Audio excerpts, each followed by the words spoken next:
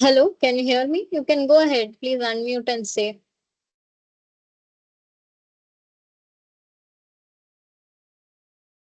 Since there are only two people, I was waiting to start the class. But Vandana, if you have something to discuss, you can say in the meantime.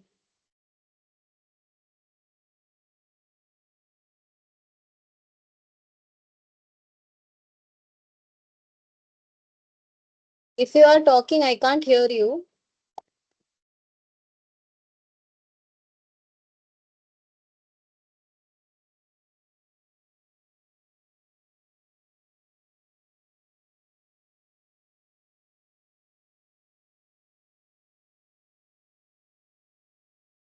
Okay, maybe since I can't hear you, can you put it in the chat, whatever you have to discuss?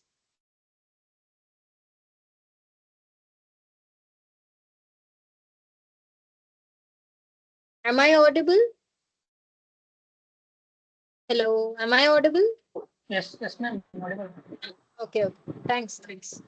So then maybe some issue on Vandana's side. Uh, okay, Vandana, I can't hear you if you are talking. Maybe you can tell on the chat what your issue is and we can discuss. Okay, yeah, that also works. You can rejoin.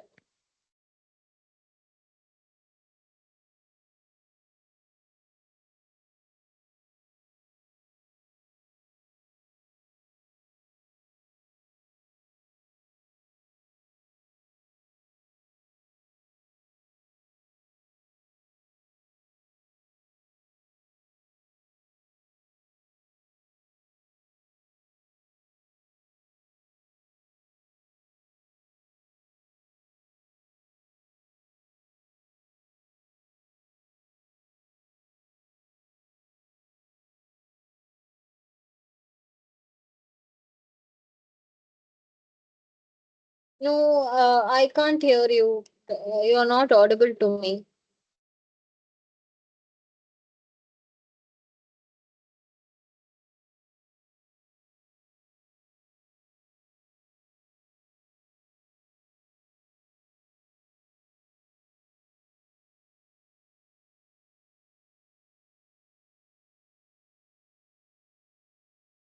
Okay, which libraries are you talking about? So are they depreciated functions?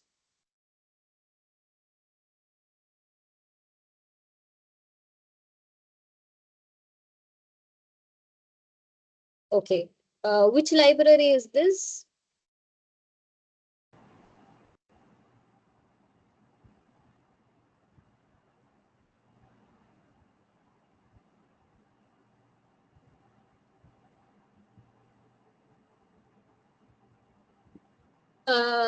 Okay, I still can't hear you, Vandana. Maybe you can write it in the chat. There were others. Latest one well used. So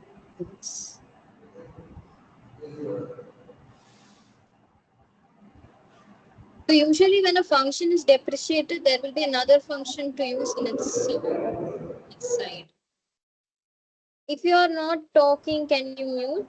I'm just going to mute you. So, okay, in case people don't know, we are trying to discuss. Maybe I can share my screen because if people are watching the recording, it will be confusing. So essentially, we are trying to discuss with Vandana about certain functions which were there in Python in the course videos, which are outdated. Okay, find element. So which library does this belong to? For in-browser automation. Okay, let's try to find this.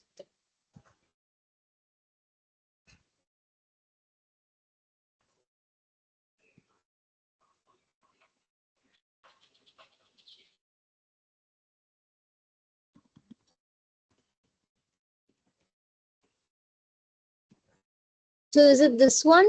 Selenium. Okay. Yeah, okay, I can find it now.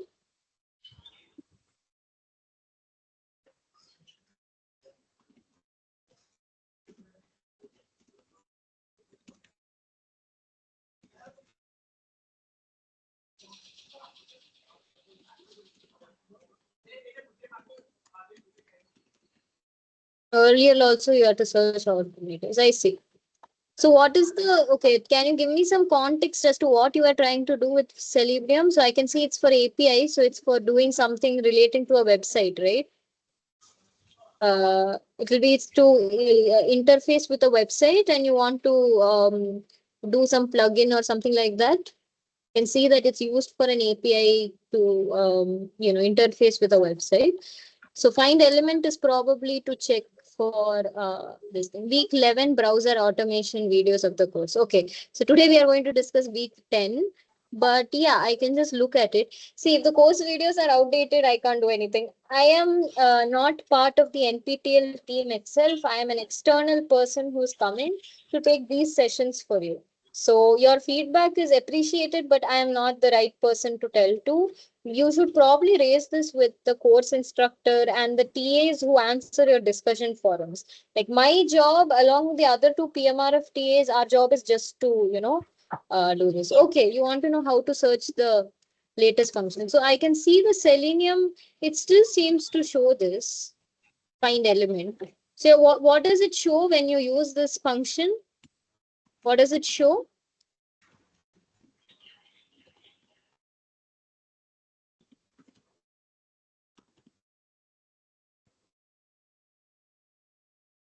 TAs inform. Yeah, okay. So then you should contact NPTEL support, as they say. They are also not, they are no, they are not the ones who design the course, right? The course will be designed by someone else. Okay, so I just searched it and I can find that find element by comments are deprecated in Selenium. And yeah. So instead you have to use this find element. As you can see here also in the can you see my screen? You can see this, right? I just went to the Selenium documentation. You can see that they have actually written it as find element. So this is something else, I think, because your final what is it called, underscore is not there.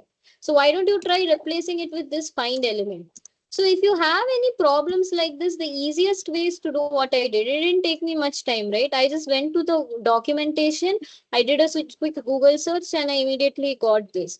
Usually the problems which you are facing, they are not unique to you.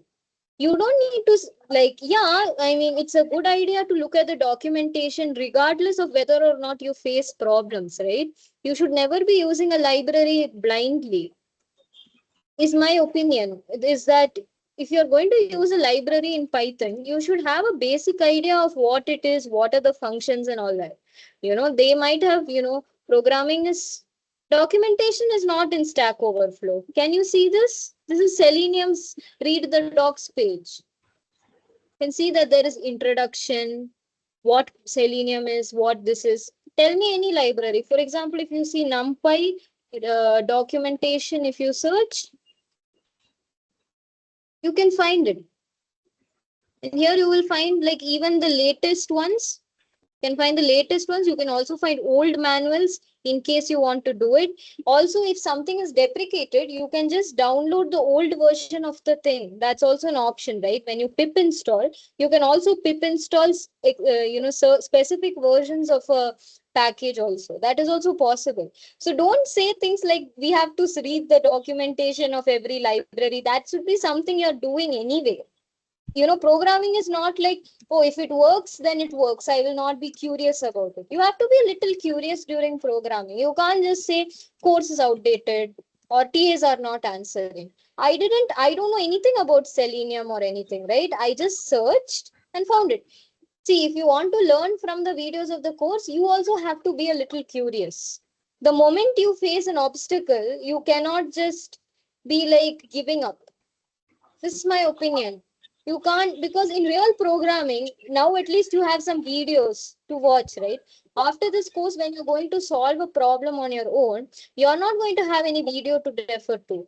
That time, if you don't figure it out, yes, you have to go. You will have to read not only documentation, you will have to read many things. Sometimes you will face error. Now the errors you are facing are things which other people have faced. When you're developing something on your own, you might even face errors which people have not faced before. That's why more than learning, what this library is or mugging up some functions, what you should learn is logic. What you should learn is the spirit programming. The spirit of programming is you should be curious. Without being curious, you cannot do programming. The videos are not supposed to make you an expert of programming. Nothing can make you an expert of programming. You're supposed to apply it, try it yourself, which you're doing, which is very good. But when you face something, when you're stuck somewhere, I already showed you. I think whenever a new library is introduced in one of my problem sessions, I always take the documentation and I show you the documentation, because that is how real programming is done. No one person is expected to remember all these libraries and functions and all the syntax, right? That's not practical. Some usual ones like NumPy, Pandas, those ones that we use again and again, we might remember, but specialized ones we might not. So learning where to look, learning how to look is also a skill. So don't, dismiss this as, just because everything is not explained in every detail and they're not holding your hand through it, that it's not good. Okay, you are getting a starting point. The responsibility to take that starting point and search up and do your own thing is there. But of course, you can have your own perspective of the course videos are outdated or whatever. Please raise that with the concerned people. I don't design the course, I don't make the videos or anything. I am just here for this one specific function, which is to teach you some extra programs and extra problems to help your assignments. Okay, is that clear?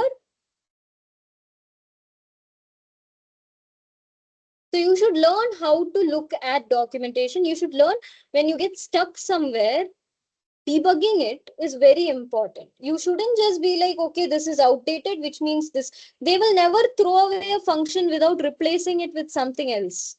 Okay, so you can't, if you are going to be, not ready to look for it, at least, like, it didn't take me much time, right? I have never heard of Selenium or automation or anything. As I said before, I am from an astrophysics background.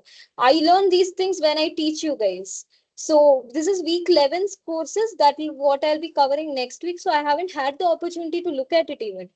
I just did a quick Google search, 5 minutes, I was able to find it. So you also try to do that. I think that will be better for you. It'll be good practice tomorrow when you're stuck in a program in real life. That will help you a lot. Okay? And try not to, like, have a uncurious attitude. Try to have a curious attitude. It's not working. How can I make it work? Maybe I can go to the previous version. I can download the previous version, run the code on the previous version, or I can find which is the new function. All the previous versions are available for download. You can still download Python 2 or Python 3 point. I don't know which is the latest one, but whatever is the previous one will be available. Okay, fine. So I think we can start. I don't think people are joining because it's 6:20. I see only 3 people in the chat, but that's fine. I think we can move to the class of today. So since there are only 3 people, I expect you guys to be more interactive today. Okay. So anyway, welcome to this course, which is, as I said, I'm not part of NPTEL or anything. I am an astrophysics PhD student, and as part of my fellowship, I'm here to conduct some extra problem solving sessions for you so that you get exposure to more kinds of questions that makes it easier for you to approach your assignments, exams, whatever it is. Okay. And again and again, I'm saying, because I say this in every class, so you might be bored of it, but these sessions are important because they give you, you have a set number of programs in class. You have set number of programs which are your assignment questions, and these give you some additional questions, and specifically those that were given to the NPTEL students who took this course last year. So you get an idea of the kind of questions that these people expect, right? And what is their style of asking questions. And in general, it's always good to have a broad selection of questions, or to keep looking at more and more questions, because that will give you more exposure. Okay. Problem solving is a skill. It's a skill like anything else, right? If I pick up a guitar on day one, I'm not going to be able to play it. I have to keep practicing it, and then only I'll be able to play it. If on day one I expect that I should be able to play a song perfectly, and I say that, oh, I just don't understand guitar logic, and I throw my guitar away, then I'm not a good guitarist. It's a skill. It's a skill that has to be practiced. It's a skill that you have to learn over and over again. And that's why it's important that you do programs yourself. So now Vandana has tried that program. So she came up with this error, and she realized that, there are such things as deprecated functions and so on. Someone who's just watching the videos and not attempting the program, they would have thought that as such, if I take the program and put it, it would work. We will just assume that. So it's always important that whenever you see a program, even if the full solution is presented to you, to try it out. So what Vandana is doing is very good. I'm saying that everyone in this course should be doing that. You should try to take the program, put it, then you can find the shortcomings, right? So right now there is a big shortcoming, which is that it has not become up to date. So similarly, we have to try to make our programs. We have to think of many things, not just we have to try to future proof our programs, right? We have to write programs with very basic things, or try to write the functions ourselves, which is not possible in every case. It's definitely not possible when you're trying to interface with a website or something more complex like that. But still, it's still good to try to understand these things and see where we don't have to repeat these mistakes. Okay. So anyway, this is about the week 10 session. So in just to recap, because you people might have already moved on to week 11's lectures, you saw programs on, Flames, which is the old game that you used to play in school, also data compression, and generally you saw about NumPy, which is used to deal with matrices. I think we have already come across NumPy before, but NumPy, oh, I'm sorry. I don't know what happened. Okay. Okay, guys, my bad. I had made a slide on NumPy, but I think somehow it got copied with this. Let me just remove it for now. I'll update a slide after the class, but as I said, the best place to learn about a, a particular library is from its documentation page. So every library in Python has a documentation page. Some will be each you just search it, you take the first result. So here you can see the NumPy documentation. You can see all of the different manuals from the older versions to the newest version. So let's go to the newest version. Newest version is 2.1, as you can see. And you can see, there's a new user guide. So this is since NumPy is a very, commonly used directory, it forms, basically NumPy is used to deal with, matrices and data sets and so on. So since it is so commonly used, it is a very extensively documented thing. But you will find that not almost every library that you pick up in Python will have a documentation guide. And this is something that you should also follow, is whenever you write a program, you should document it as well in your own way. Part of documentation is to put comments in the program, which I try to do in all the programs that I give you. But see, you should also practice that when you write your own programs. So this is part of the style guide that I told you in the beginning, and I'm showing in every slide. The reason I show this in every lecture is because this is the basics of programming, right? If you don't do all this, you will still write good, functional programs. But to write good programs, you should do this. Okay. Anyway, let's go to NumPy very quickly. I think you guys already know. So, user guide, if you go, you can find all the fundamentals. You can find how accretion, array creation, indexing, data types, broadcasting. So different kinds of functions. So if you go to array creation, you can find all the different ways in which you can create an array in NumPy and so on. So become very comfortable with looking things up. Okay, like in real life, when you do a program, you're not going to memorize it, right? You have to do it. Of course, for an exam perspective, you might have to memorize a few things. But I hope none of you are learning the course just for an exam or for a certificate, because programming is a very nice skill that you should keep up, right? Beyond this course also. So in your real life, when you're going to code, you're going to think, oh, I want to create an array of ones. How do I do that? Just search it. Just go to the documentation and look for it. So try to be curious about things. That will be good. I'll just update this, in due time. Okay. So let's try to do some questions as usual. I think there are only three of you. So all of you, please answer in the chat. That will be really good. As I said, solving the questions is a live session, so you can, at least 1 hour, 2 hours a week, you are, sitting and doing some programming and solving some questions. So the first question, okay. In the Josephus problem, a group of soldiers form a circle and every kth soldier is eliminated until only one remains. What would be the output of the following code? So this is something called the Josephus problem. It's a famous problem where you consider group of people, or you can consider numbers in a circle, and every kth number is cut off, okay, or eliminated. Kth soldier is killed. Sometimes it's said, whatever it is. So you keep on doing this process over and over again until only one number remains or one person remains, and that is what you're trying to calculate here. Now, this is a bit, this program is now, can you all recognize what kind of function this is? The Josephus function, which has been defined here, it's a very special kind of function, which we have seen in this course. Can you all recognize what it is? Right. It's a recursive function because you can see that we define Josephus based on the Josephus function of the previous kind. So I'll give you a few minutes, although, for me itself to understand this code is a little difficult, but we'll try to understand the code better. But for now, why don't you first try seeing how, yeah, thanks, recursive function. Try telling me what will be the output of the following code. So try to calculate it, try to understand what the code is doing. I've already told you what the Josephus problem is. So here you have 25 soldiers with 3 as the elimination factor, which means that every kth soldier, so that k is here. Okay. So please try it out now, and we can, I'll give you 5 minutes maybe. Try understanding how this program works, and this looks like a very interesting way of calling the recursive quantity. So that's it.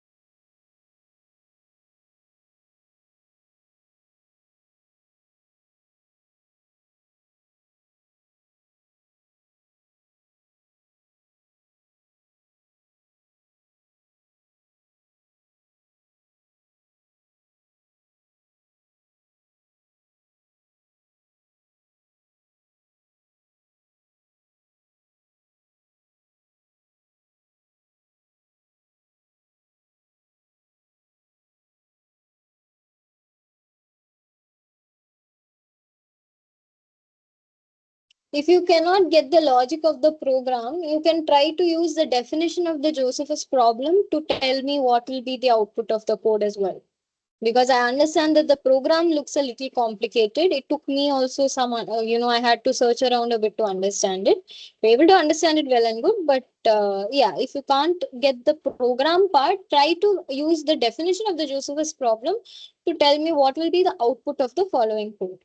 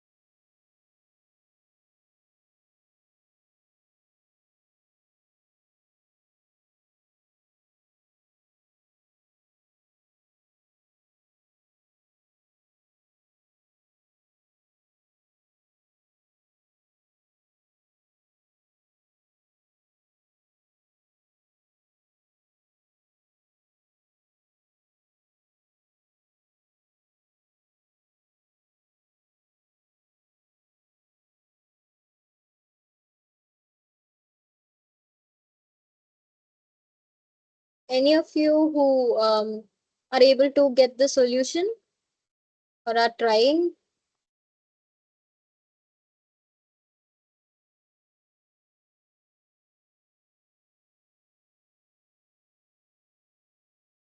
Are you guys trying the question?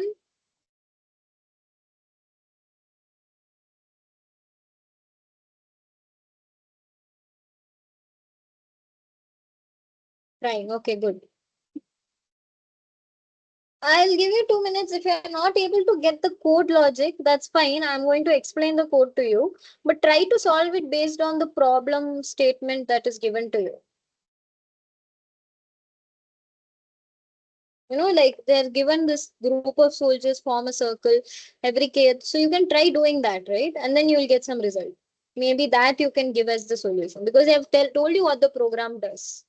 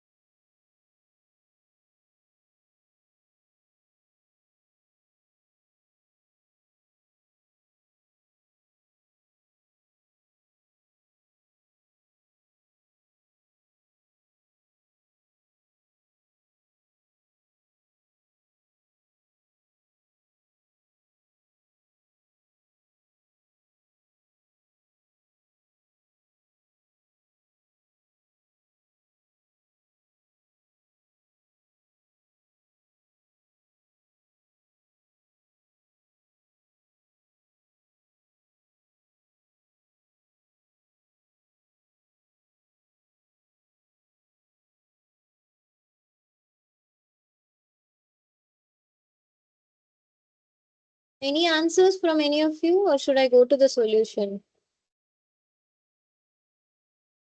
Have you guys tried based on just eliminating just doing the Josephson problem yourself on a piece of pen and paper? You can try that.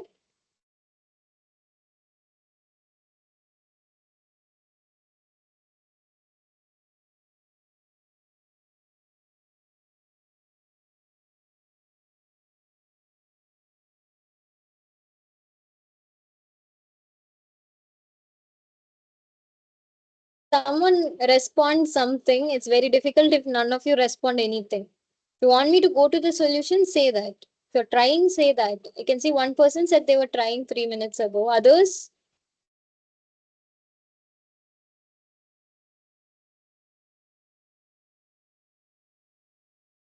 otherwise, this can also be like your videos, right? Recorded and given to you.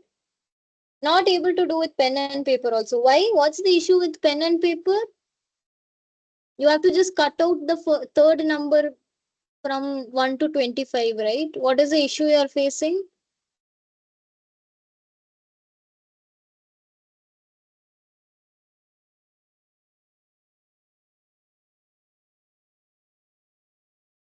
I think with pen and paper, it's not very difficult. Then 17 is remaining. It's not in the option. Okay, so Vikram says the answer 14. I think we can go to the solution. So you are getting something which is not in the options. Okay, fine. So one more person is trying, but that's okay. We can go to the solution. I think only 3 people are there anyway. Let's go to the solution. So the solution is 14. And Vandana, I think you didn't do it correctly. So it's in a circle, remember. So after it goes to 1 to 25, it comes back to 1.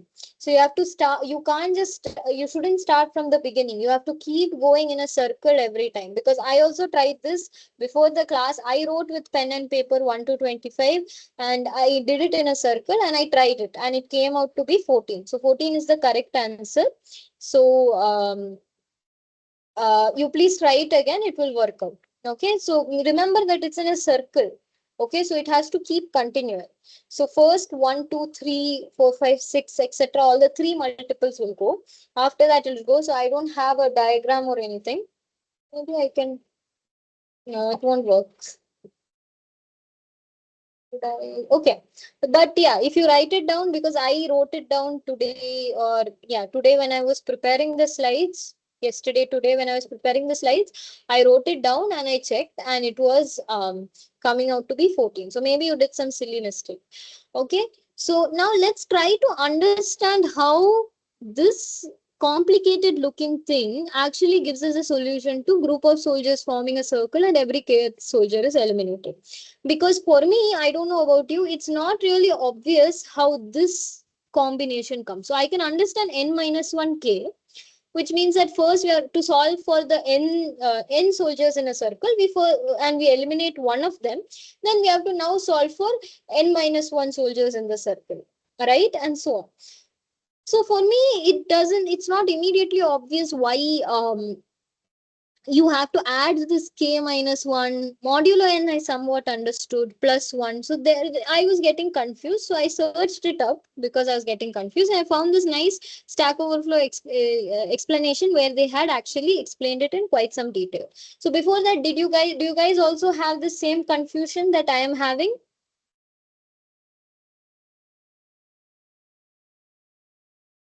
Okay, so let's try to look through the solution because it is like written very nicely. So I think, oh, sorry.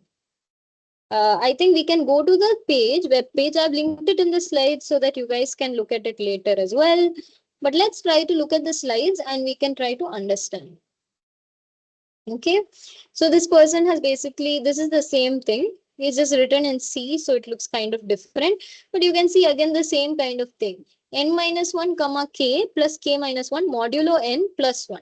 Okay, so first of all, this plus 1 is not very difficult to understand. So the plus 1 is because our array indices are starting from 0, but we should get, we actually count the soldiers starting from 1 to 25, right?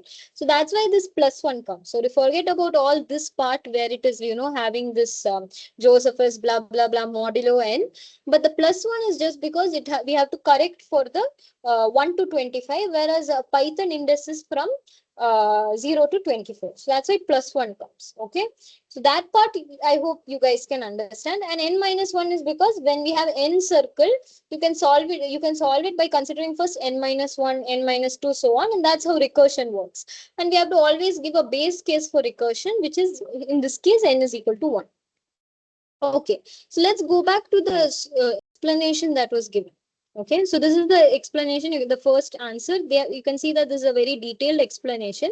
So I'll try to explain it now. If you guys find any issues, you can go and read it later. I've linked this Stack Overflow discussion in the chat. And because someone was asking before what Stack Overflow is or whether documentation, so you should understand different things. Okay, documentation means an explanation of a library. Stack Overflow is a website. It's like a particular website where people post coding questions and they get, so, and there's a community discussion. So that's why it's very useful when you're facing certain issues. If you search, you might find people on Stack Overflow who have faced the same issue before. So you should understand different resources, right? Documentation is one kind of resource. Stack Overflow is another kind of resource. You should learn to use certain resources, how they are meant to be used. Okay. If I try to find this Josephus problem, it will not be in any documentation because this is not a inbuilt function. It's a function that I am defining. So that's why I have to go to user kind of discussion forums to understand. Other than that, you can find many other places where people discuss, but this is a good place because this here only computer science coding problems are discussed. Okay, so first of all, the key insight that made the solution make sense for me is the following. The result is not the number of the Josephus survivor, but the index of the number of the Josephus survivor. So this is a way of thinking. So first of all, for us, the number and the index might be similar, but again, they are not the same because number goes from 1 to 25, whereas index goes from 0 to 24. Okay, so keep that in mind. So calling Josephus 5-2 will tell you the index of the person on a ring of 5. So this is just their way of understanding. It's not a problem. Okay. So let's think about how the Josephus problem works by looking at an example. Suppose we want to know Josephus of n comma 2. So in this case, you have n people lined up. The first thing that happens is number 2 is eliminated, right? After 1, 2 is eliminated. So 1 kills person 2 as shown here. Now, the sub problem becomes there are n minus 1 people remaining, because n equals to 2 is gone. N equal to 2 is out of the picture. Every other person is going to be killed, and the first person who will be doing the stabbing, so here they are using killing and stabbing, he was eliminated, don't worry about it, is person 3. So now basically what he's saying is, after 2 is killed, we have to again repeat the process starting from 3 and continuing. And because this is a circle, you can see that 1 comes to the end. Please mute if you're not going to mute you. If you don't have a question, please don't unmute. It's giving feedback, okay? So this, you can see that 1 comes to the end of the loop because it's a circle. Okay, so it's not like start to end, it comes back. It loops around. So now the problem becomes, in this one, what survives? So that's why from Josephus of n comma 2, now the problem becomes Josephus of n minus 1 comma 2, because now we have n minus 1 people. Already the first person has case 3 in our example, but if you can read here, you can see that case 2 in their example. Do you understand? So we are trying to understand based on this example. Okay, great. You can also do this exercise with n is equal to 3, but because they have explained based on n is equal to 2, we can try to understand. Okay. The logic will not be affected whether k is 2 or 3. Okay, so now 1 comes to the end, because again it's a circle. Okay, so you're left with a ring of people shaped like this. So now we have to solve the Josephus problem for n minus 1 people with 2. Again, k does not change. Now this will give back the index of people of who survives in a line of n minus 1 people. Now the insight is, whoever is killed, the next person will be the starting, right? For example, when we killed off 2, 3 was the next starting. Similarly, when we kill off 4, 5 will be the next starting, right? Sorry, 4 won't be killed. 5 will be killed next, right? 1, 2, now 3, 4. Okay, yeah, 4 will be killed. Sorry. I was thinking of n is equal to 3, k is equal to 3 again. 4 will be killed, 5 will be the starting. So on, it goes on, right? So point is that whoever gets killed, the next person becomes the starting of the line, right? Or the starting of the ring. So, so if you want to find out who is the starting person, then we have to find out who is just after who last got killed. Okay, this is the idea. Does everyone understand? So you can see this. The starting person in the line is the person who comes right after the person was last executed. In this case, it's person 3.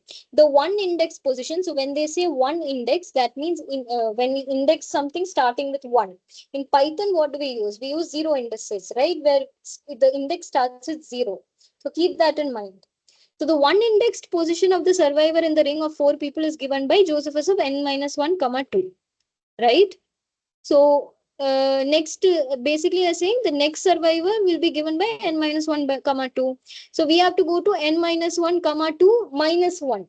Why is this minus 1? Because we have to consider the fact that we are not in 1 index, we are in 0 index. So that's why this minus 1 comes up.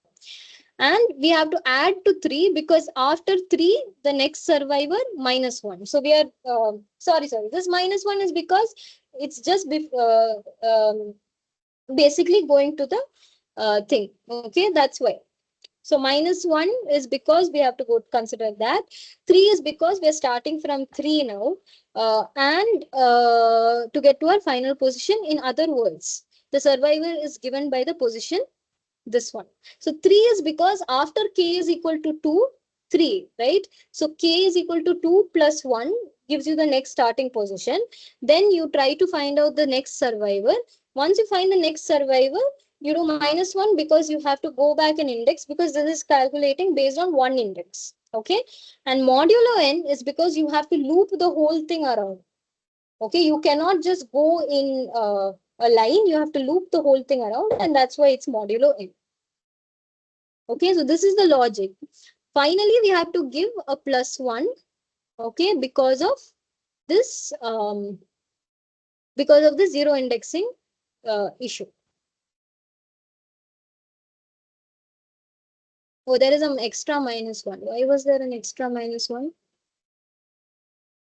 Okay. Sorry, I mixed things up. So there is one minus one, which is for what I said, one index to zero index position. There's one more minus one because we have to go back a step to find out who gets killed so that we can find the next survivor.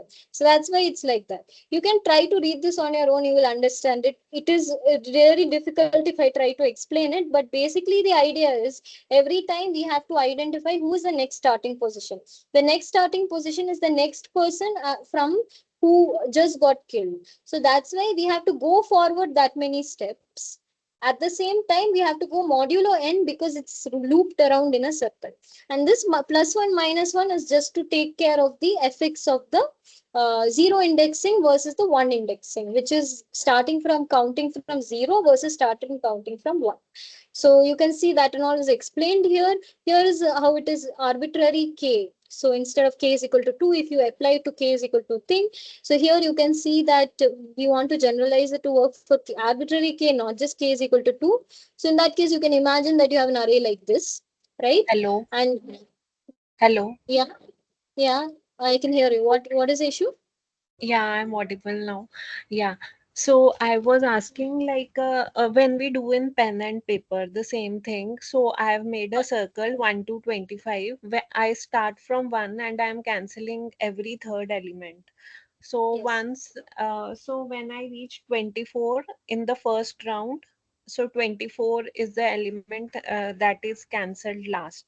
So if I go on in the loop, then it will be like 25, 1 and 2. So I'll be cancelling Yes. 2. So how many Yes. rounds I have to make like this? You have to make until there's only one number remaining. That is the rule, right? So but the question is how many numbers are remaining? Na?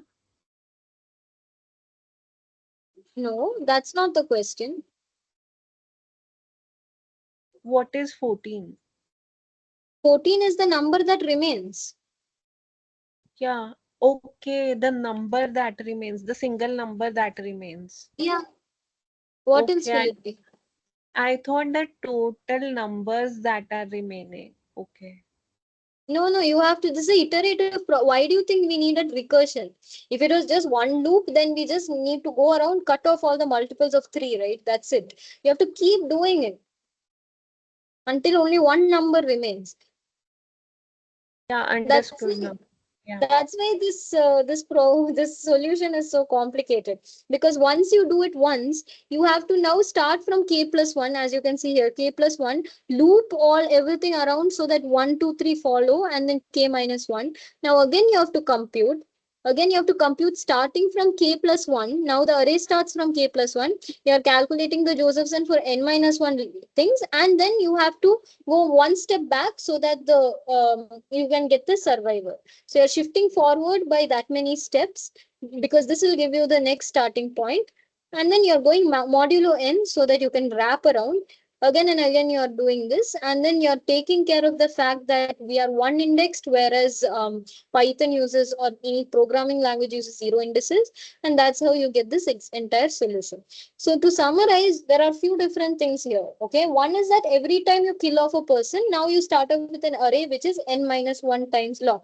That is why it is n minus 1. This k minus 1 comes because you have to take care of the new starting position.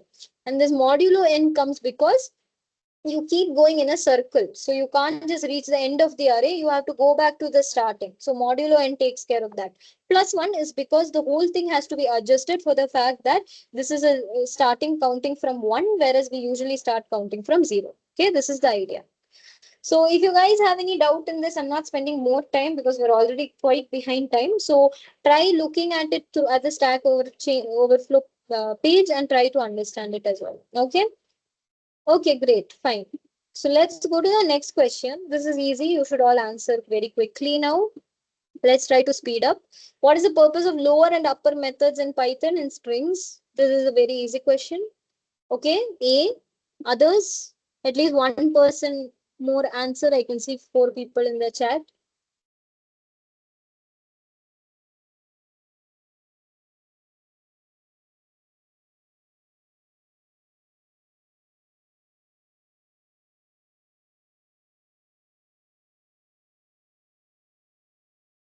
Okay, thank you. So let's go to the solution. Of course, the solution is A, lower converts to lowercase and upper converts to uppercase, and you've already used this multiple times. What will be the output of this code snippet? Again, you should not take much time for this.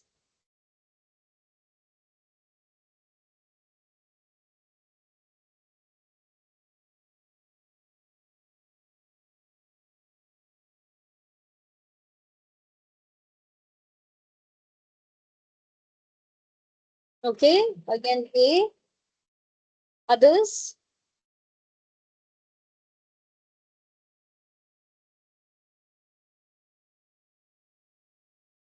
Okay.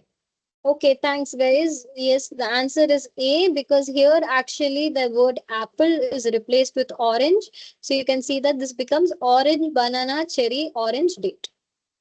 I'm not explaining because these are kind of obvious questions. Okay, next question. So this is about slicing in lists is in the same manner as slicing in strings, right? A string is basically a list of characters, if you can think of it like that. If P is a non-empty list of length n, and we wish to create a list Q that has the first n minus 1 elements in P, okay?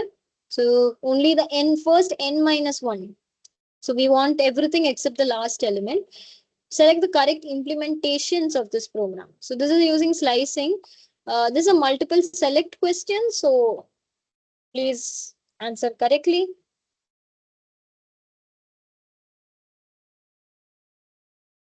All correct. Thanks, Vandana. Others?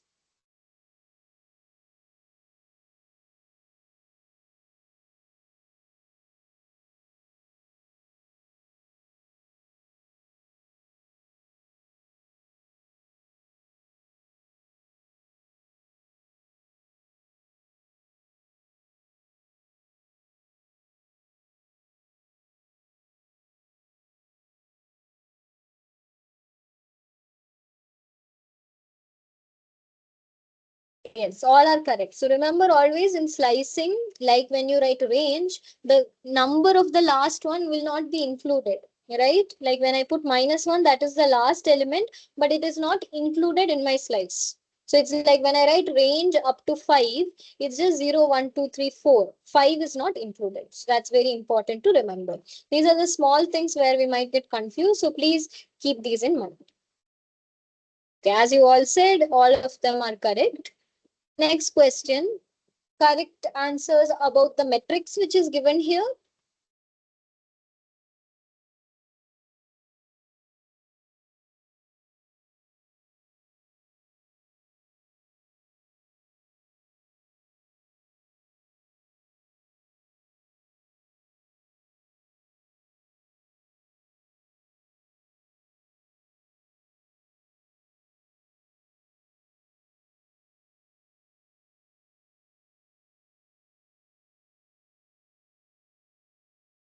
A, B, and C.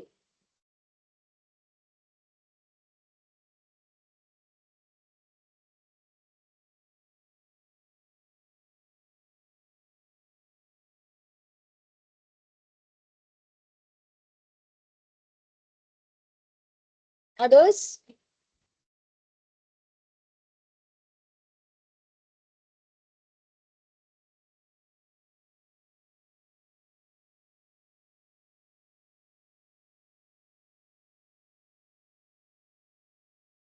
Okay, A and D, A, B, C. So the answer is actually A, B, and C. The person who said A and D, maybe you got confused with rows and columns. So remember, this will essentially look like 1, 2, 3, and then underneath 4, 5, 6, then 7, 8, 9, then 10, 11, 12. So there are 4 rows, right? This is one row, this is one row, this is one row, and this is one row. So length of matrix is the number of rows. Columns means vertical. So how many elements are in each row tells us the number of columns. Then dimension is 4 cross 3. So usually you write a matrix as row cross column. Okay. So please keep in mind about row and column definition. Don't get confused. Okay. So this is an interesting question. So L is a non-empty list of integers and X is an integer. Assume that both L and X have already been defined. Okay, so there won't be any error here, like L is not defined or anything. The following code does not throw any error when executed. Line 1 and 6 is the state of the variables before and after key sections of the code are executed. Okay, so here don't worry about this pass. Basically, line 1 is L, what will be the value of L and X before the code is executed. Line 6 will be what is the value of L and X after the code is executed. If the value of count at the end of the execution of the code in line 6 basically is 10, then which of the following statements are true? So again, it could be one statement, it could be multiple statements. So please answer carefully. Please try to understand what the code is doing, and then what does it mean that the value of count is 10.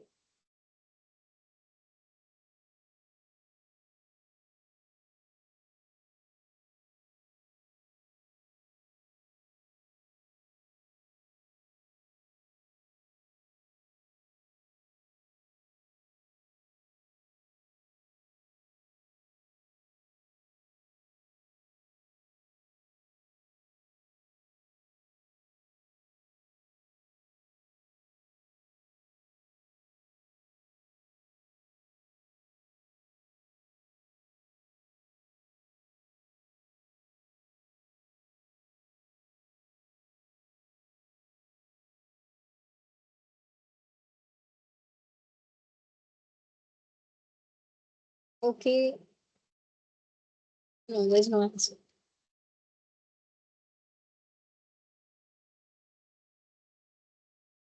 Okay, A and B. Others?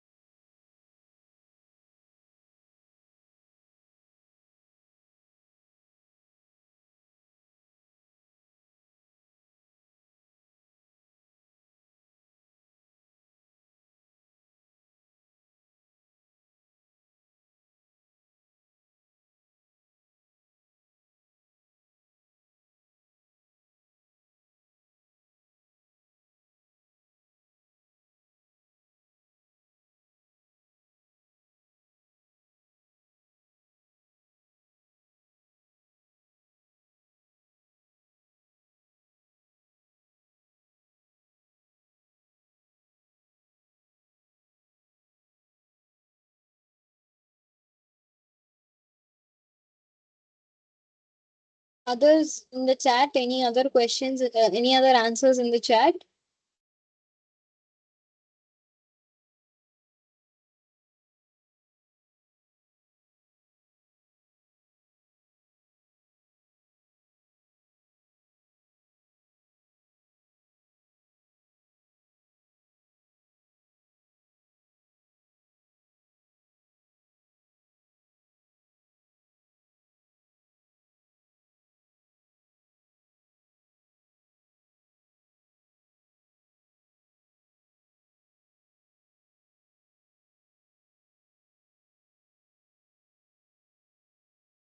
Okay, both of you say A and B. We can go to the solution.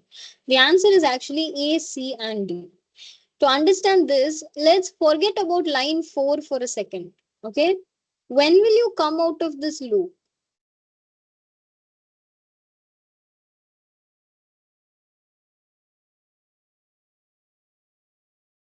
When will you come out of this loop? Forget about line 4 for a second. When will you come out of this loop?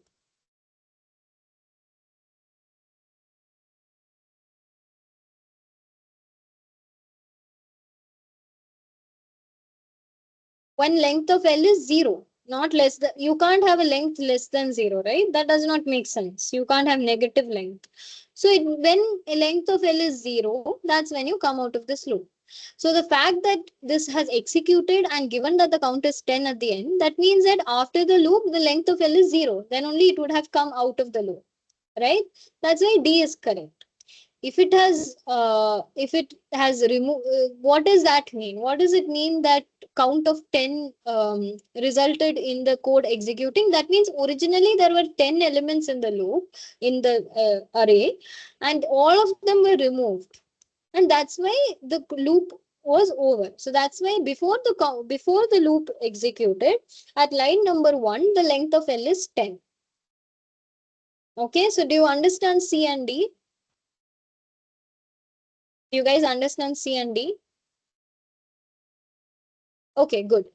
Now A is quite obvious. Only if L had some element to remove, then only the length would have reduced and it would have come out. Otherwise, this would have been an infinite loop, right?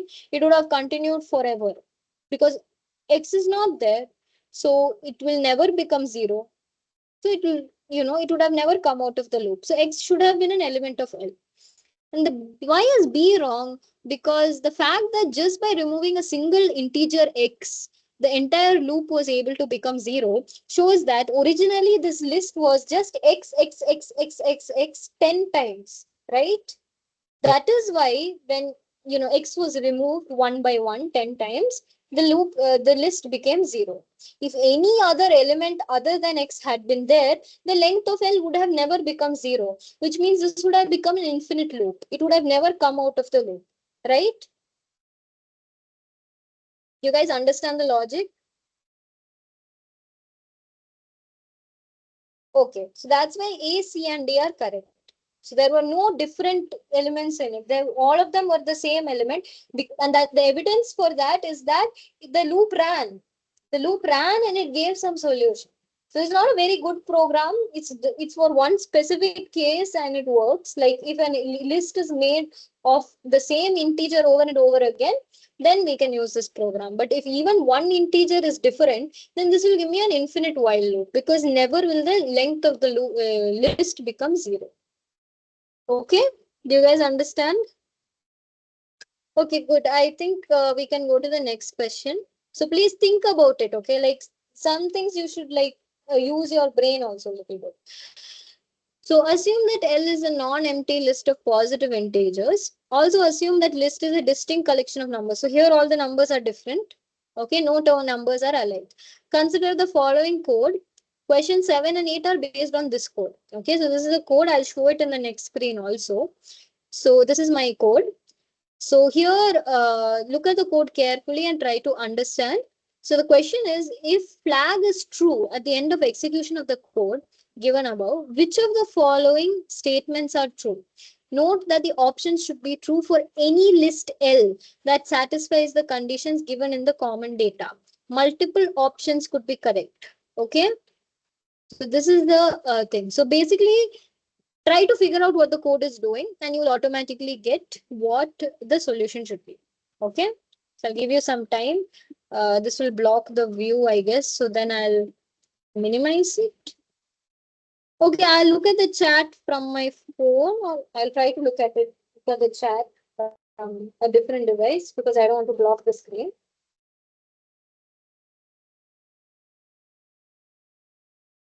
So again, multiple options could be correct, so please try to look at it that way.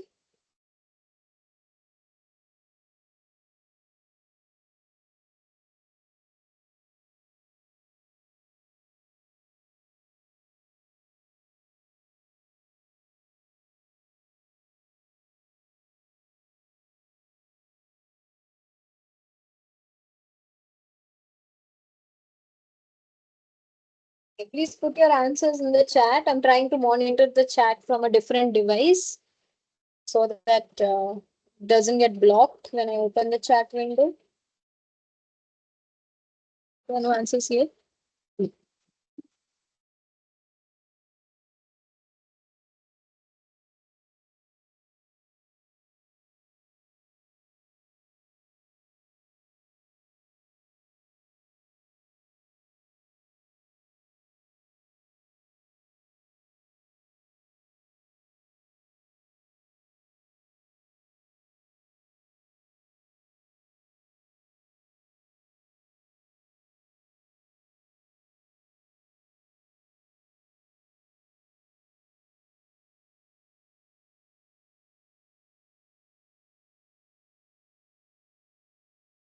I don't see any answers in the chat yet.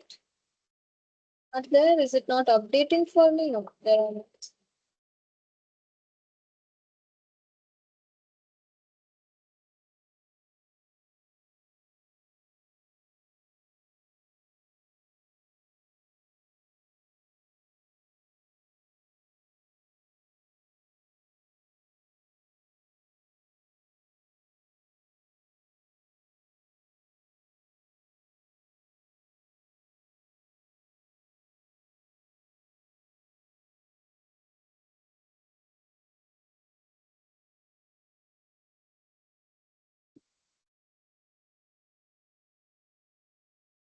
Did you guys understand the question?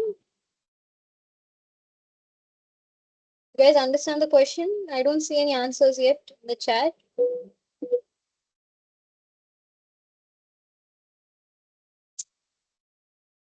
You don't understand the question. Okay. So this is a program. Okay, fine. Then maybe we can go to the solution because eighth question is also based on this code. So Vandana, you have answered D. So do you think that Y is the element at index L by 2? Okay. So let's try to understand the program first, because if we understand the program, the solution is very easy. Okay. So first of all, you can see there are two for loops, right? Can anyone tell me what the first for loop, this one, what is the first for loop doing?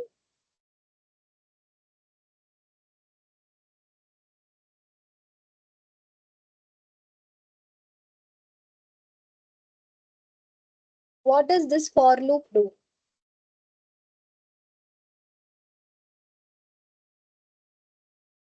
Any answers?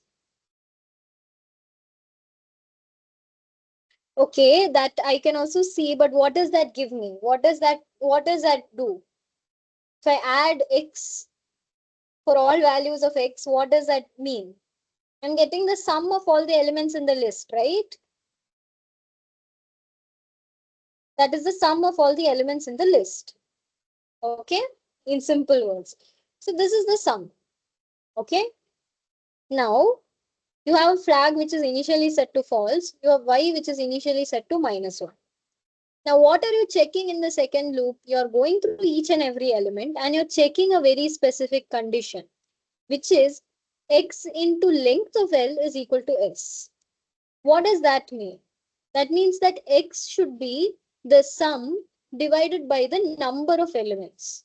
Do you guys know what that's called? Sum divided by number of elements? It has a name.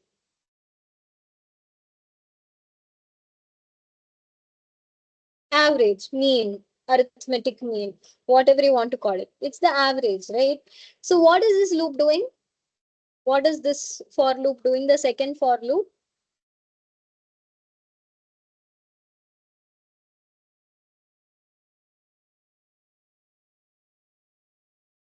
What is the second for loop doing?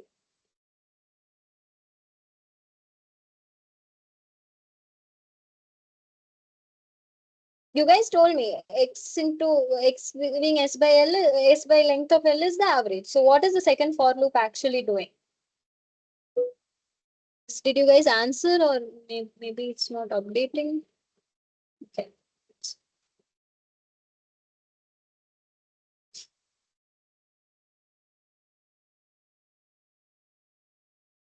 See, you guys said that this is doing the sum. We understood. We understood that this is the average. That also we understood. This line means it's the average. So what does the second for loop do?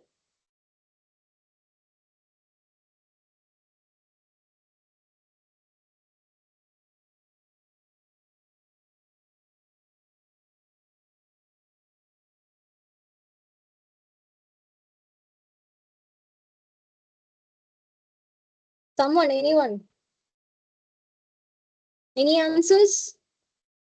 I've already said everything. Just summarize what the second for loop does.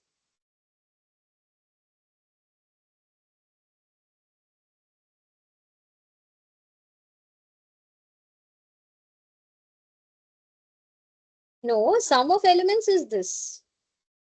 Sum of elements is this. Here, why will I write two loops to calculate sum of elements? That doesn't make sense. You only correctly told me that x into length of L equals s means that x is the average. Then why you're bringing sum again? This is sum of elements. That we are clear, right? Why should I write two loops to find the sum of the elements? That is a waste of time. This is clearly not the sum also. X into length of L is s. We all agree So that x x. x is a single element na, x is a single element and we are Yes. multiplying the value of a single element with the length of the list. Yes. So you So only that said, right, it means mean. You only said it means mean. So you understood that x is the mean, right? Or did you not understand? Yeah, mean is like the total divided by the length. Oh, Yeah, so if I take x, x is s divided by length of L, right? You know that if A into B is C, then A is C by B, right? You know your yeah, yeah. normal. Yeah. So Yes. x is sum divided by length. Agree? Mhm. Yes. Just because they have not called x mean or average and written sum by length doesn't mean it's not. Okay. X is the average, right? Okay. Yeah. Do you guys all agree that x is the average other than Vandana? I thought you all only said arithmetic mean, all these fancy terms. When I said I was just thinking average. So you guys understood x is the mean.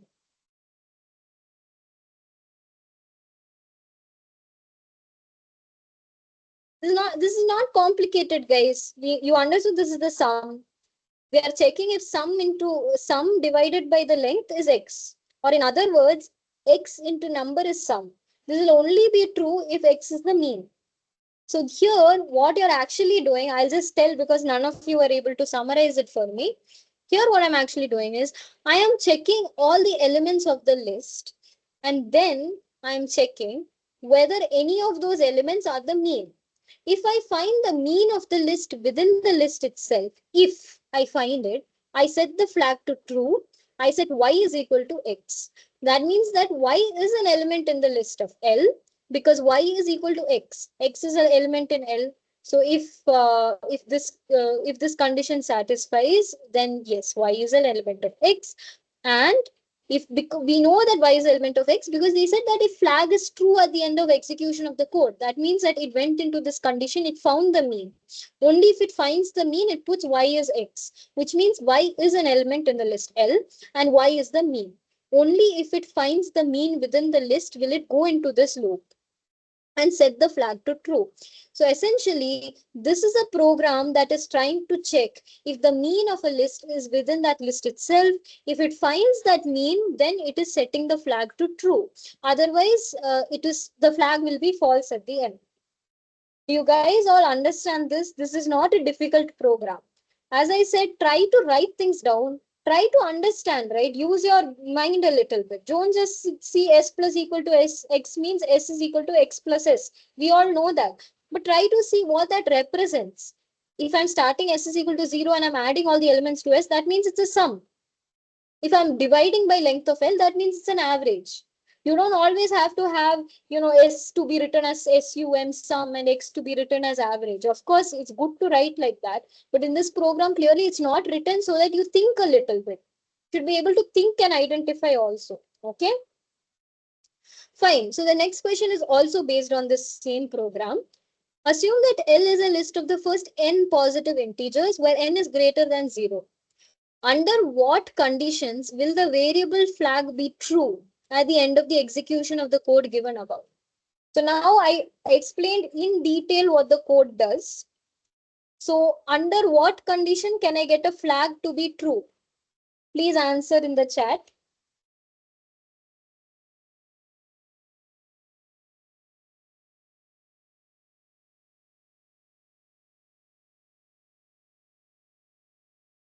So I'm monitoring the chat from the side. You guys understand this question, right? I mean, there is nothing to not understand. I have explained this code in too much detail, so I think you guys will understand.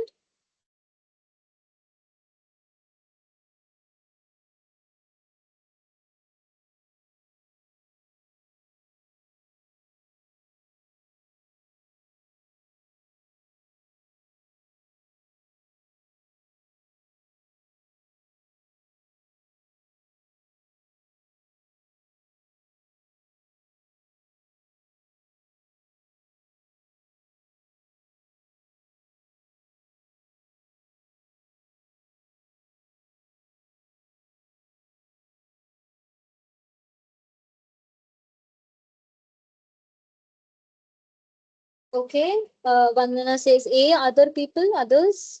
Any answers?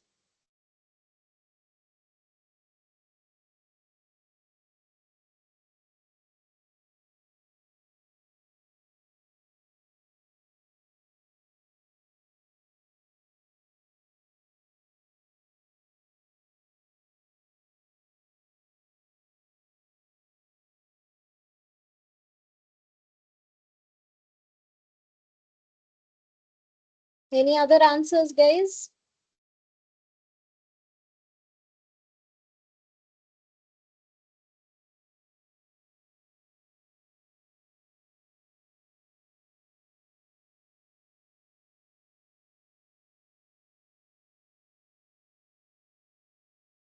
Okay, maybe we can go to the solution. Solution is A, very good.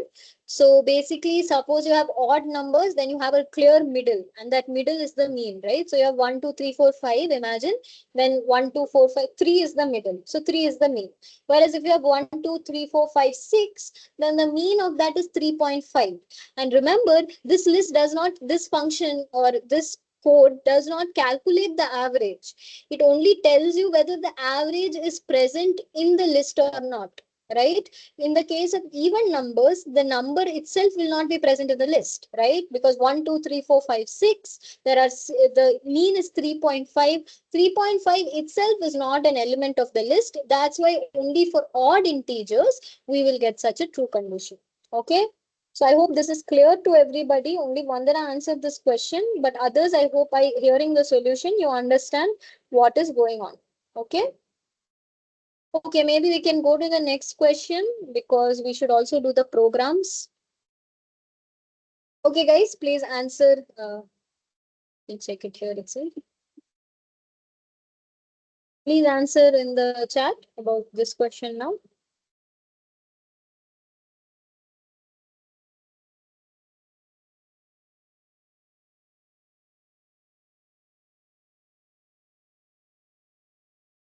Okay, one person says C.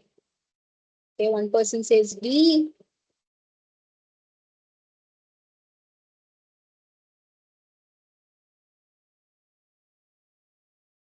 Okay, I guess you mean C or D, C. Okay. Okay, I can see the answer is actually C. It's random.ran, which is the solution. Okay.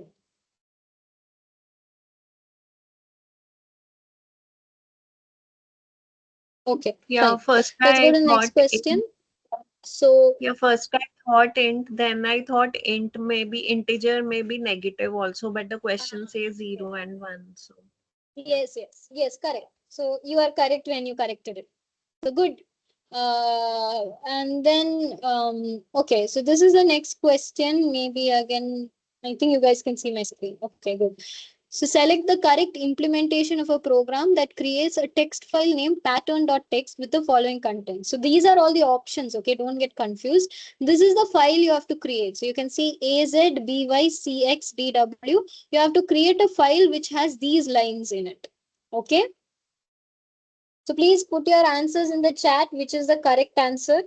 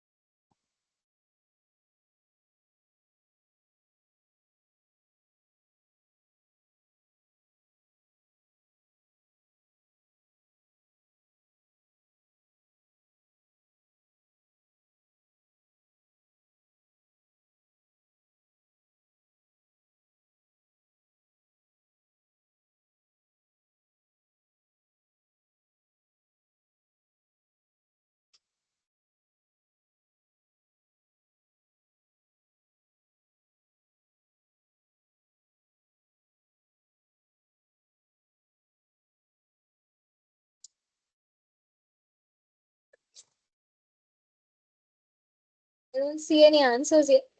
Sorry.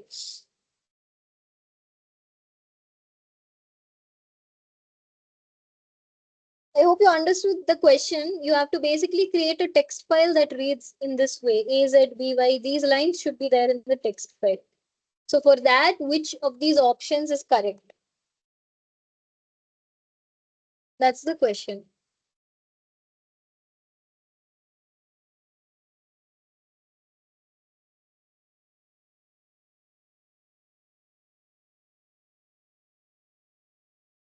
Any answers?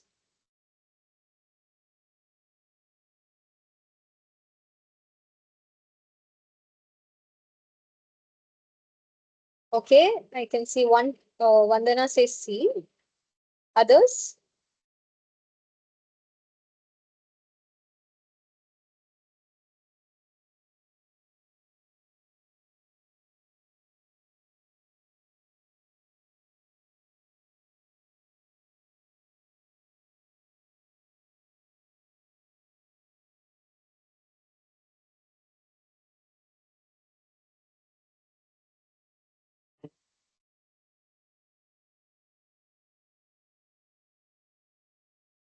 Okay, two people say C.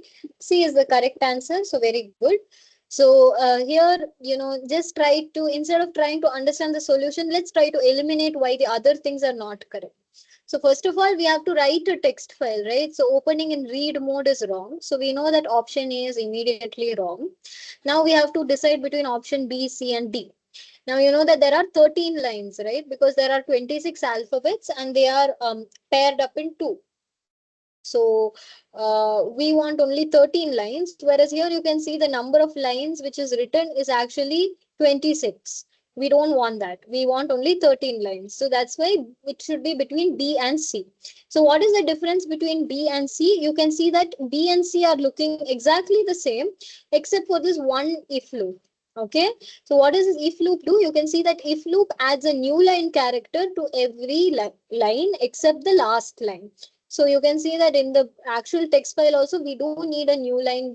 After writing AZ, BY is not written immediately, it's written in the next line. So this new line character is actually important. So that's how we know C is the correct answer, which takes care of everything.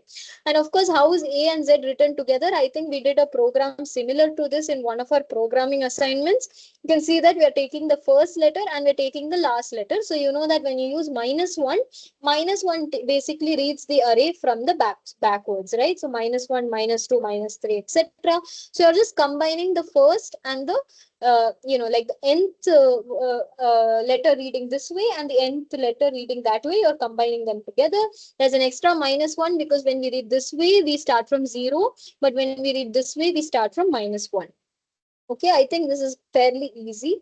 So, you can kind of eliminate all the other options because something or the other is wrong. Okay.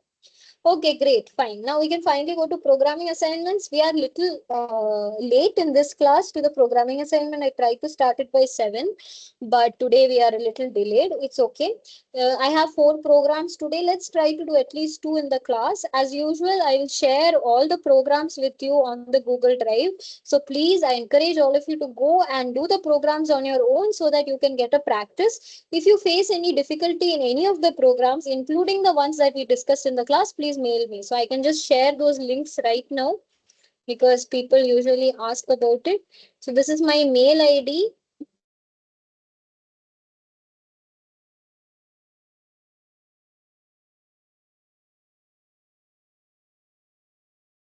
This is my website. In my website I have all the links to the Google Drive and the YouTube recordings of the classes. So in the Google Drive you will find the slides and you will find all the programs. Okay, so each week's programs are included, so please try to go and read the programs one by one. Okay, and try to do it yourself. So this is the first program. Write a function that named rotate, that accepts a matrix mat as argument. It should return a matrix that is rotated by 90 degrees in the clockwise direction. For example, so imagine taking A, B, C, D, E, F, some elements, and you're rotating it 90 degrees. So it's just like when you take an image and you rotate it this way, right? So then the image becomes like this, like that D goes up. So it becomes D, A, E, B, F, C. So this is the program you have to write. So I'll give you maybe a few minutes. Try to figure it out and then we'll look at the solution together. Okay.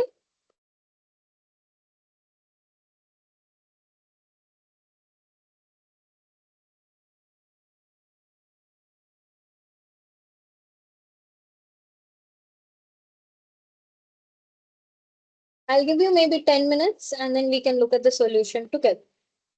This is not very difficult. Once you figure out what is this matrix looks like, then you can easily solve.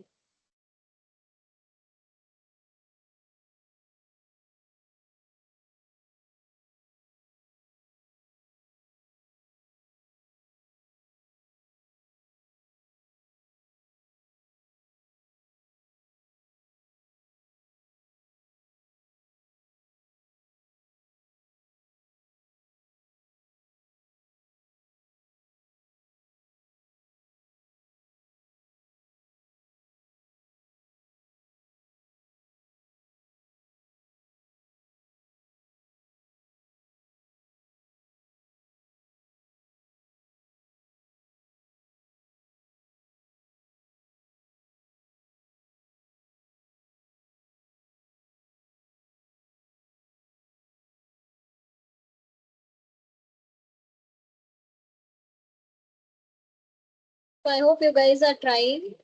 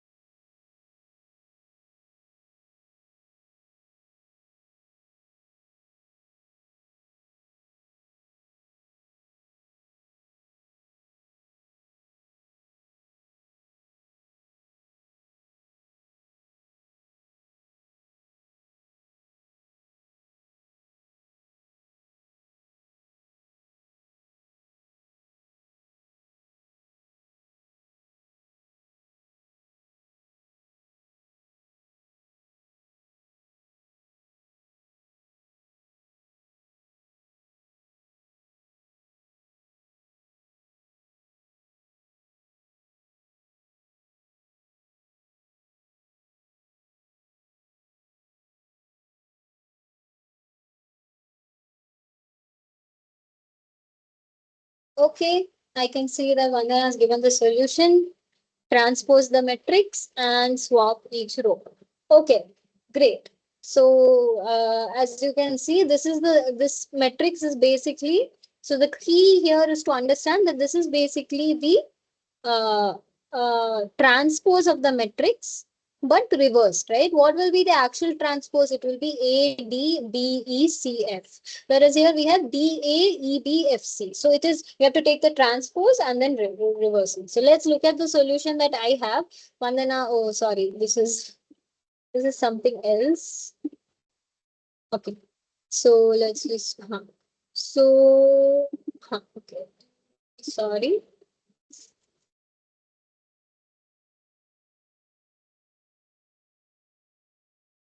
So this is the solution. It's one dimensional solution, very nice, very compact. This is another solution that is a little more in detail. So instead of using the yeah, you basically here they are getting each of the columns and transposing them by taking each column and putting it as the row. Okay, so this is what these two functions do. This gets the columns and this gets the transpose, because in a transpose essentially you have the columns defined as the row of the matrix, right? So here it basically defines each column to be the row of the matrix. So once you get the transpose, then what you're doing is you're essentially reversing. So this is another way to reverse. You're just adding each element to the back of the row, right? So you start off with one, then you start off with, suppose it's one, two, three, four, one and two, three and four. Then first you start off with one, then you add two behind it, so it becomes two and one, etc. So then finally you return the rotated matrix. So here this is how this has been done. If we now run this code, if I enter this to be a 2 comma 3 matrix and the row to be 1 2 uh, 3 4 5 6, then you can see that I get 4 1 5 2 6 3 as the output, and that is exactly what I want. Wait, let me just make this bigger in case I forgot to do that. So this is basically the thing, how to do it. So the key here is to recognize that, this pattern DAEBFC, this is actually just the transpose with each of the elements reversed. So then you can do it in any way you want. You can find the transpose, you know how to do, you know how to reverse elements of an array. So you can very well do it. Okay. Okay, great. So I think, is there any doubts in this program? I think this program is not very difficult. So I think you all understood this program. Any doubts? No doubts. Okay, great. Very good. So first program is done very fast. Let's go to the next program. Okay. So you guys know about magic squares. I think you already had full class on it. So an n cross n square matrix of positive integers is called a magic square if the following sums are equal. So the row, column, and diagonals should all sum to the same number. Then only we call it a magic square. right? So there are 2n plus 2 values involved because all these values should be the same for the matrix to be a magic square. So write a function which accepts the square matrix as an argument, returns yes if it's a magic square and no if it is not one. So here you are basically checking if something is a magic square or not. Okay. So I think you know what all conditions you have to check for. So please try it out now. I'll give you maybe 5 6 minutes because you guys are doing it now fast now.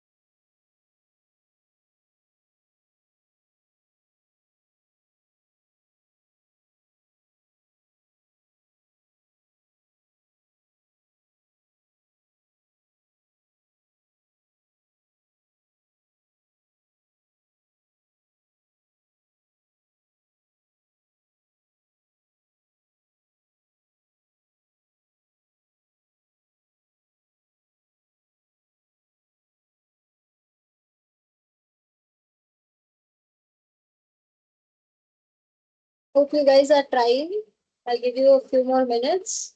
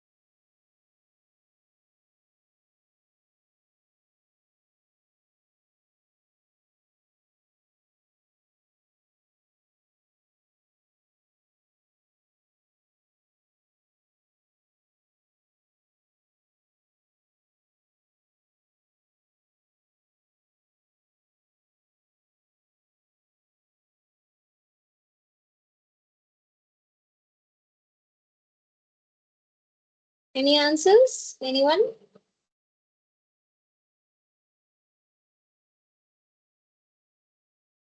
Or are you trying? Are you guys trying?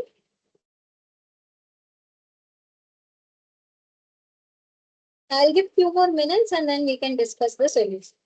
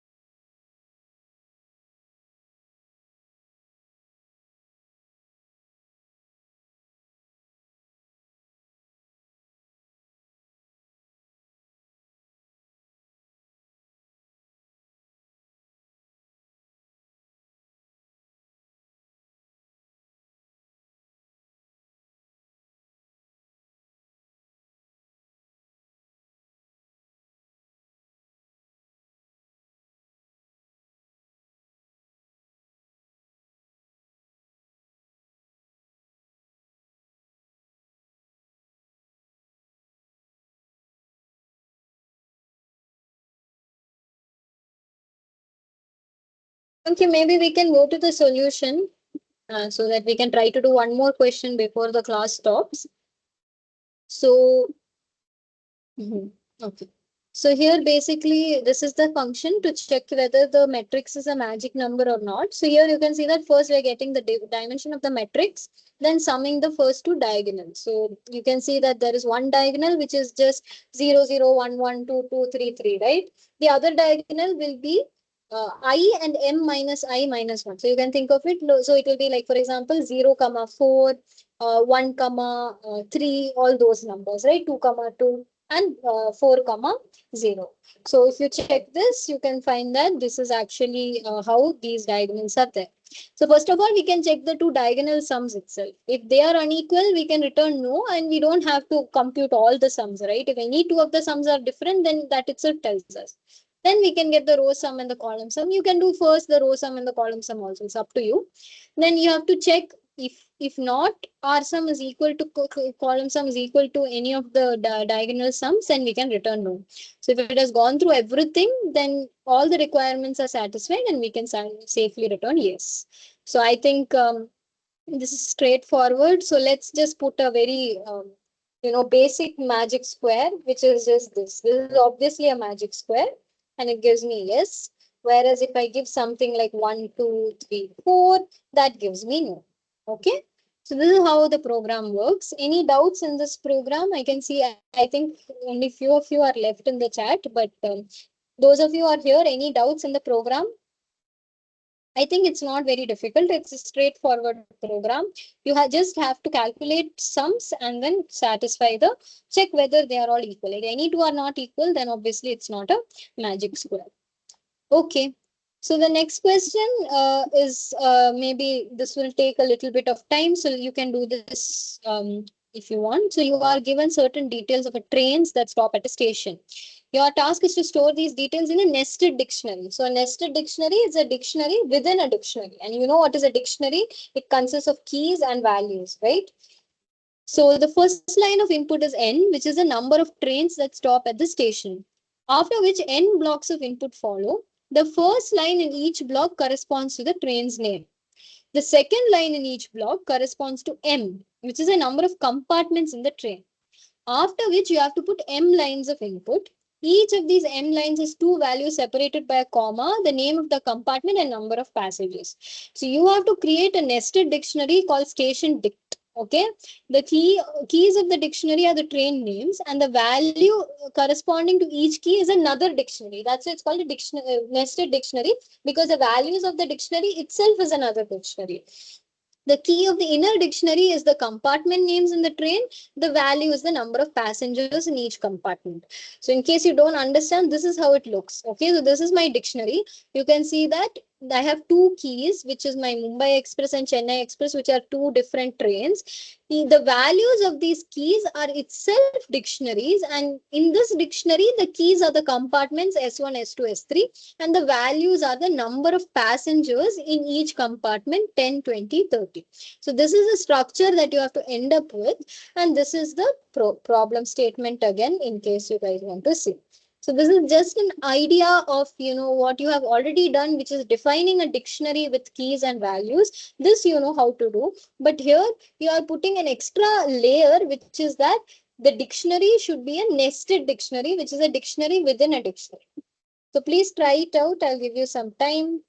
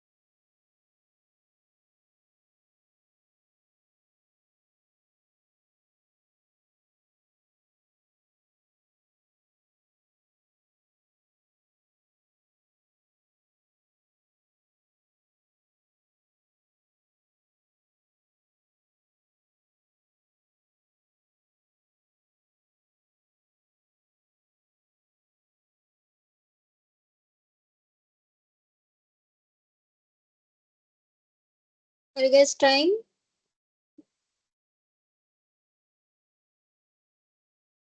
Any doubts? Let's then maybe go to the solution, because then we can end the class on time and maybe we'll have time to do the last question also. Is that okay? I hope that's okay with everyone. If you're trying, please keep trying, but I'll just go to the solution.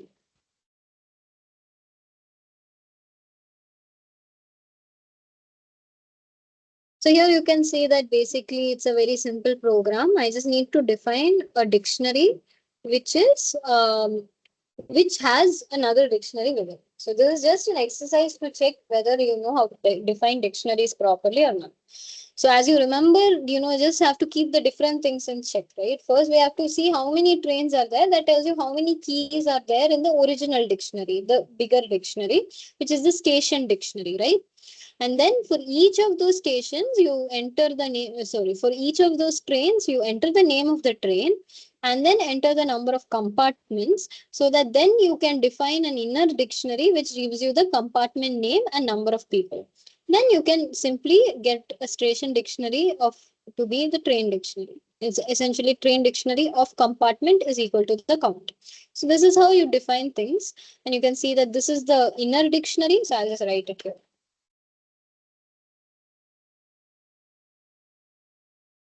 And this is the station dictionary. Let's try it out. Let's put three trains, right? So first let's enter Chennai Express. Then let's enter four compartments. So that will be S1 10, S2 30, S3 15, S4 25. Right? Then let's enter some more trains. Let's enter Bangalore Mail or something. So then again, the number of compartments can be two. So S1, there are 10 people. S2, there are 5 people. Then let's enter one more train, which is like Delhi Express. And let's have 5 compartments. So S1 can have 35 people. S2 can have 45 people. S3 can have 10 people. S4 can have 6 people. S5 can have 9. So now you can see that, okay, I didn't print the dictionary in, in different lines, but you can see that all of them are, and here you can see basically there's a bigger dictionary, but each key value, the value corresponding to each key in the bigger dictionary itself is a dictionary consisting of keys and values. So that's why this is called a nested dictionary. Okay, I think this is also a pretty simple program. Does anyone have any doubts in this program? Any doubts? Okay, fine. So then, good, even though we are late, I think we can do all the programs of today. So the last program is this. Okay. So this is basically my program. Given an array of n strings which are all of lowercase letters, find the size of the largest subset of strings which are anagrams of each other. So do you guys know what anagrams are, right? Because we saw it in the last week or maybe week before that, I don't remember. But what are anagrams? Can anyone say? Do you guys know what anagrams are?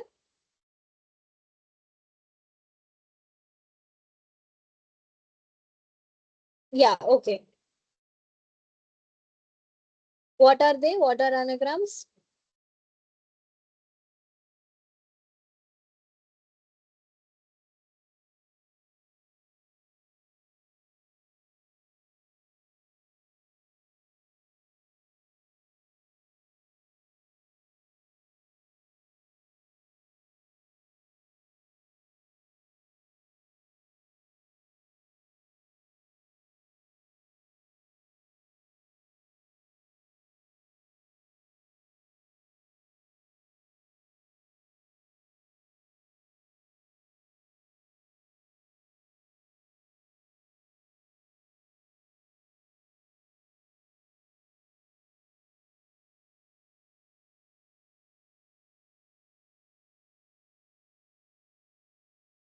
No, that is not anagram. That is palindrome, right? Palindrome is when you read the word forwards and backwards.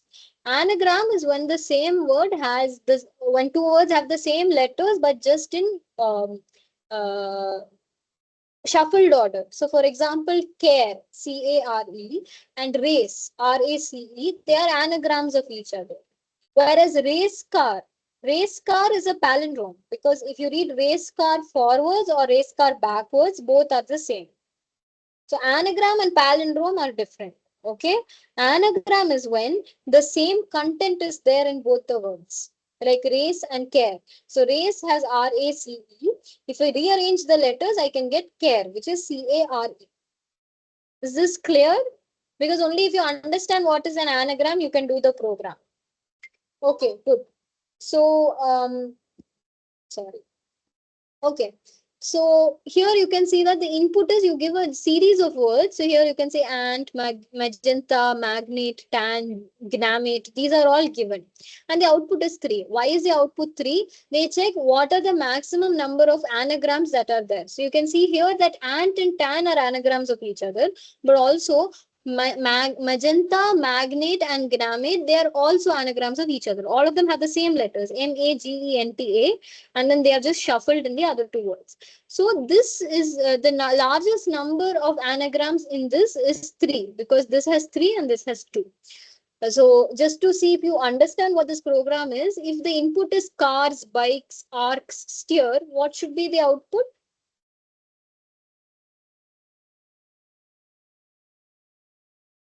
2, exactly, because cars and arcs are anagrams of each other, whereas none of the others are. Okay.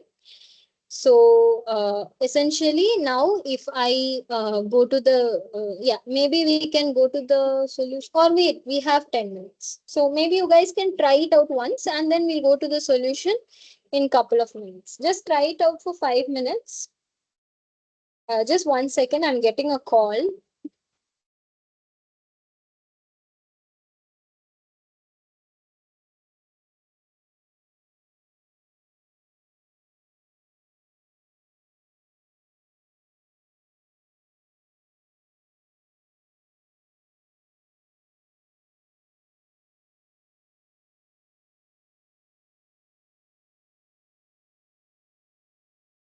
Okay, never mind. Oh wait, I'm getting a call. Sorry guys.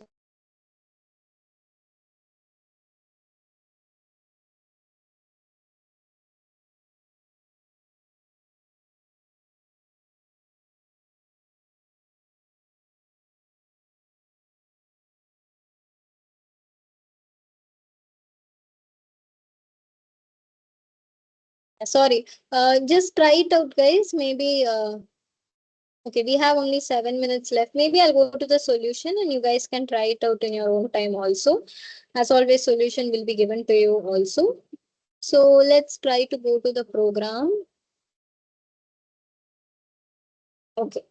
So this is the program, basically largest anagram subset size is what we're seeing. So we're trying to keep all the anagrams in separate dictionaries in the sense that I want basically this to be in one dictionary and the other to be in another dictionary. Can also be in separate list. So, it can be in whatever way you want. Here it's a dictionary.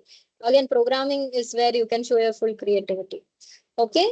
So here you can see that for each word which is there in the input words, we are checking, we are basically sorting the letters. So what does sorting achieve? This basically sorts the letters of the word alphabetically, right? So that means that if it's an anagram, we can easily identify it because all of these words, even though they look different, when we sort them alphabetically, they will all give the same result, right? Because they are all the same number of the words, the letters which are there in the word are all the same. Okay. So now, if you see, each of these kinds of anagrams are given in their own dictionary and then they are each appended separately. So you can see that we then count each of the dictionaries to see which has the maximum length because that will have the maximum anagrams, right? So here we have given the same kind of example that was given to you and you can see that the output is 3 as expected because these 3 will be in the same dictionary and the other 2 will be in the same dictionary and obviously 3 is greater than 2. So this is the program for calculating. Any doubts in this program?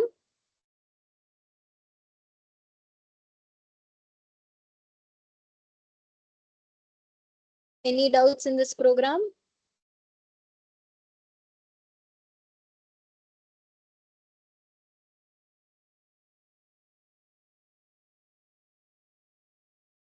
No, ma'am.